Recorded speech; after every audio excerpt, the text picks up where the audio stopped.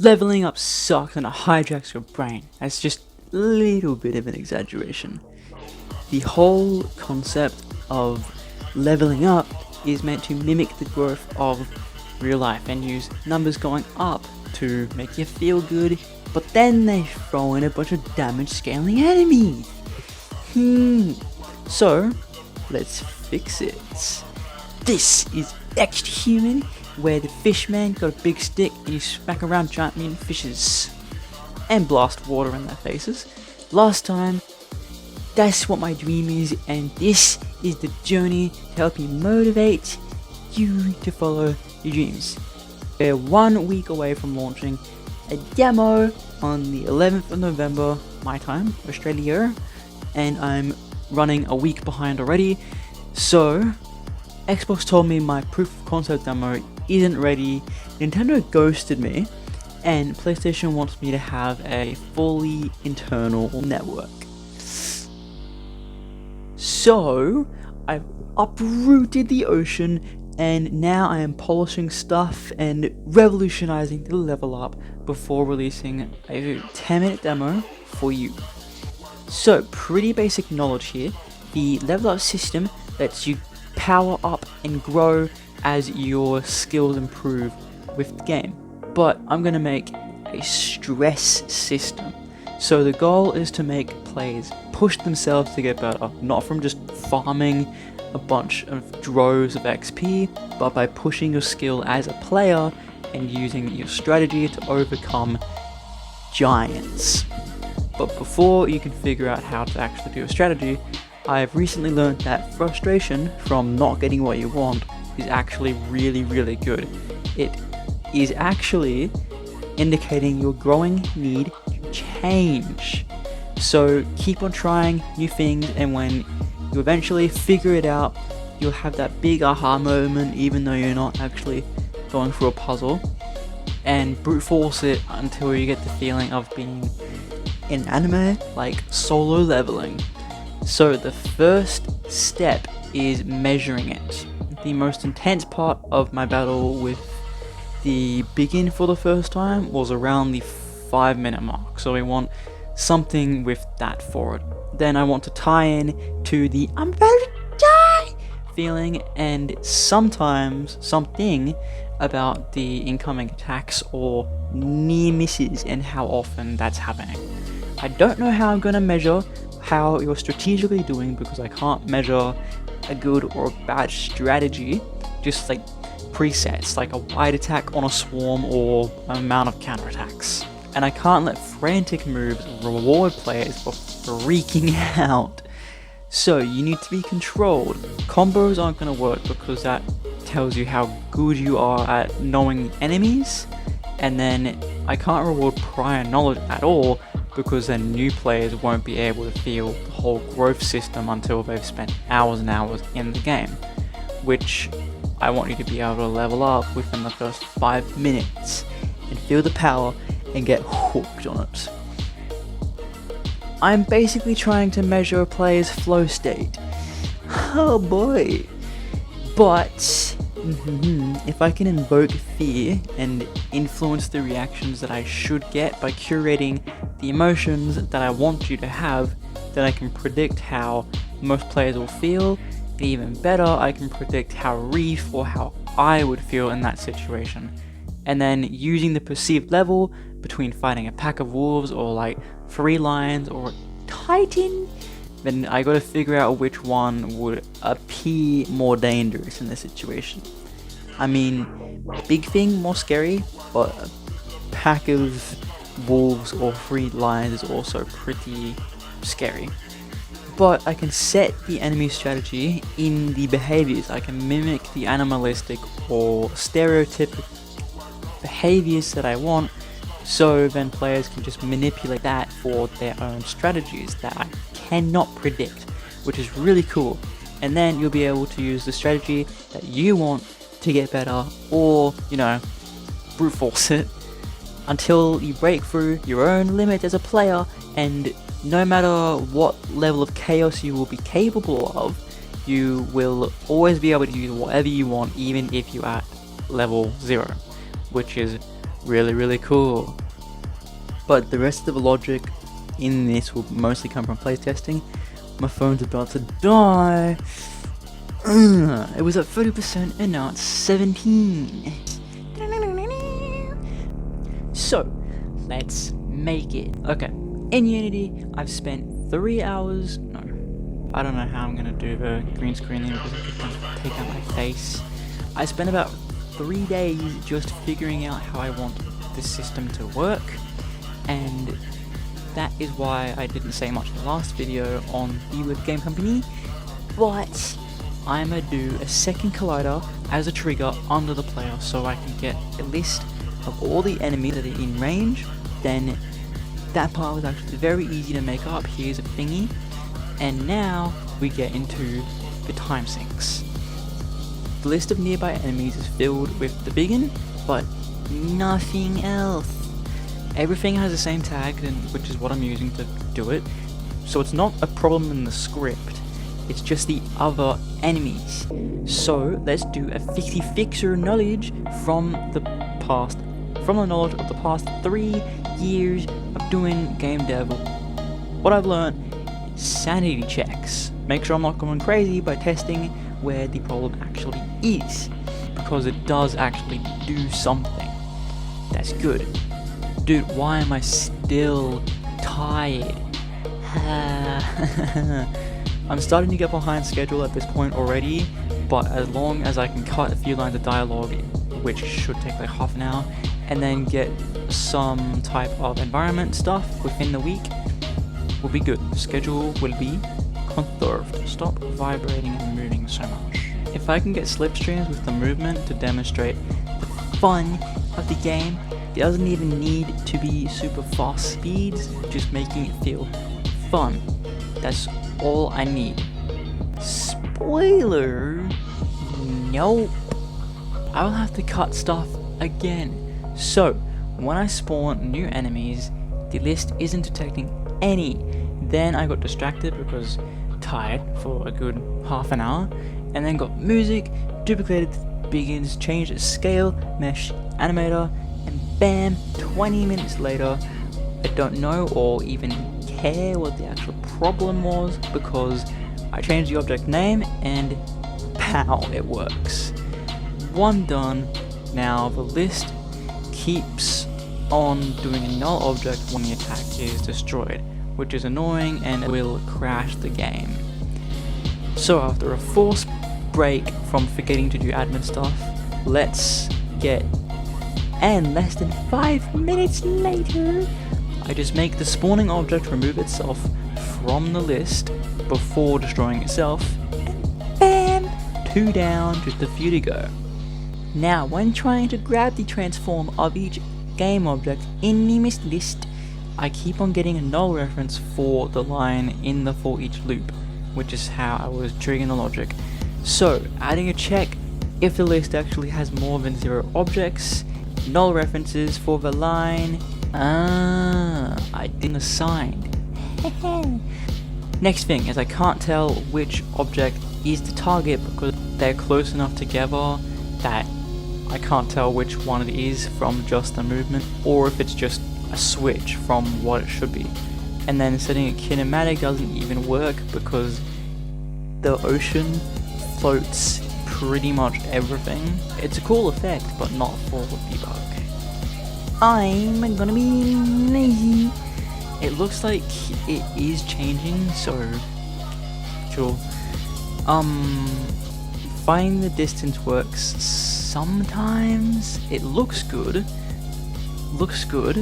after I collide with the baby for a bit, but then it just stops working and it reckons this is 13 units away. Good thing is that the stress level is 165, then again health is -3, so I shot myself in the foot because the target position only exists if it is in the missed collider. So I was checking if the object range is in range. So the script basically went, what? And then the distance range became 4,000 after that. What? Looks like the ray is actually taking in world position. So the distance for that, apparently 4,000. And I'm assuming that is just the total distance that the ray can cover, the maximum distance it can do.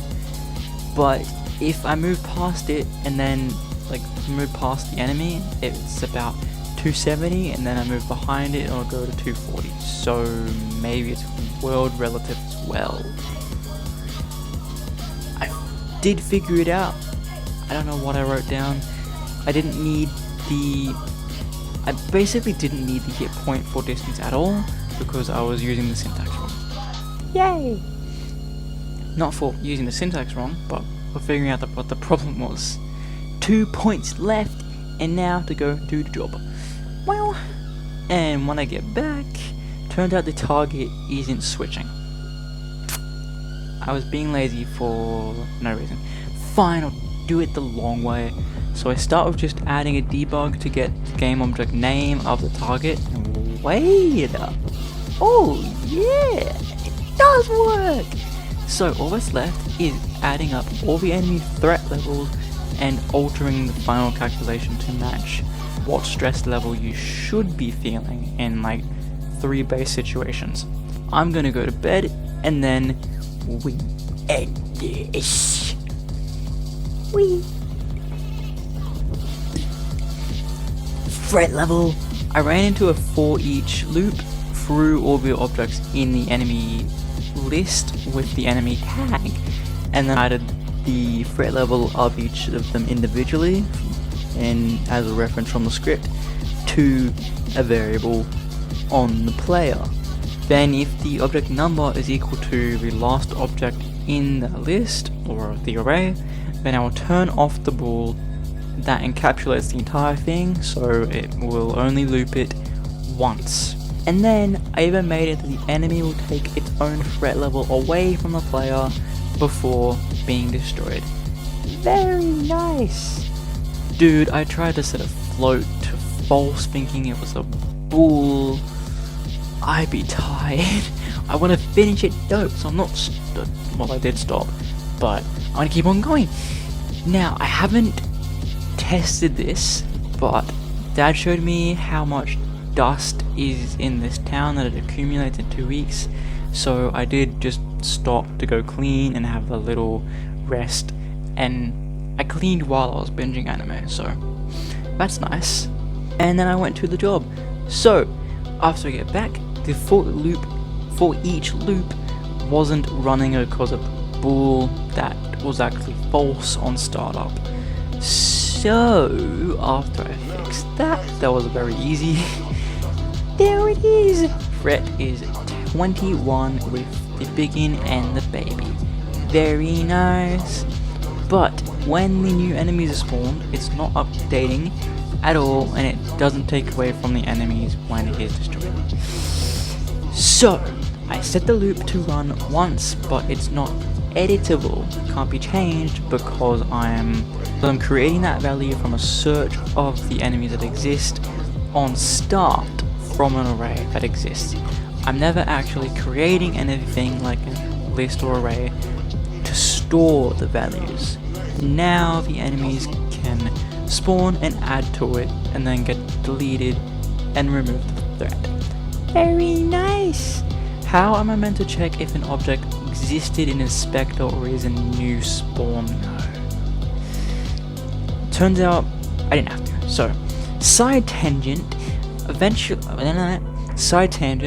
I just found the full Pelican fan club. Who Are You Really? No, wrong song from Mickey Echo. Very good as well. Who Are You song from a Japanese rock album.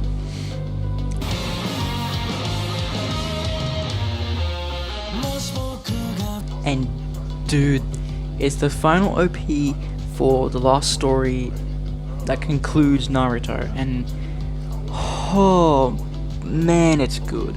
If I can create that type of spine-chilling awe in Extra Human, it's done. It complete. And then if I can make a song that invokes the same type of emotion, peak is the first thing that comes to my mind. It would just be so good. So I recently switched to using songs to learn Japanese, and this is important, I swear. I had been learning Japanese for a little over a year now from Duolingo, but after getting a basis of the hiragana, which is just the letters, my learning rates just started to taper off. So with songs, Teni shidai hikari ga aru kimi wa ima yorube mo naku hitari de ima ni wo kiro ni tatsu. Yeah, buddy. The vocab was like, woo! And then Polaris came up as well, and all this stuff is good. I swear, most of anime is better than 80% of the music and media we have on this side of the world. It's most of it. It's so good. Okay, back to the game. Now, I take it... Pow! I take out the loop that searches for enemies and just add the threat level from the enemy script on start. So I eliminate the need for a massive array. Very nice. And then... Oh! This is close. But just... Okay. So now, there should be just the tuning left. Oh. Wait a second, the health calculation is wrong. So, I want it to increase. Okay. So, I want it to increase the influence as the health gets lower, but instead, right now, it's decreasing as the health goes down. So, it's using the order of operations. And if you remember, like, way back in the past when we were all in school, the order of operation is like the brackets, then the multiplication and the division, and then the addition, instead of just doing it as you see it. So after I rearranged that, yay! And the same happened in the distance calculation. But anyway, here's flow and sine.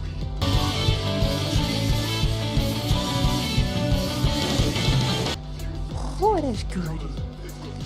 Oh man, there's a storm and I just got to get the mist logic tune. Oh, okay. The value is returning 20 when you're outside of the range instead of 0, so very easy fix with that after a bit of brute forcing. I tried to copy the health calculation, but because the script turned off to disable the movement when you die, that was a bust. So I copied the distance method where if nothing is in range, then just make the value 0. And then after the storm, half an hour went into brute forcing. And then after that, there's a problem. Distance method is actually getting the center of the transforms. So when an enemy comes into the collider and adds itself to the array, then the mist distance is using the center of a giant. So the mouth can be here, while the center of the object can be like all the way up here. So I need to get the position of where the collider is hit. And then I gotta change the enemy collision to box collider because I didn't do that before, to alter the beast completely. So after duplicating the begin and then making that into a beast, that's good.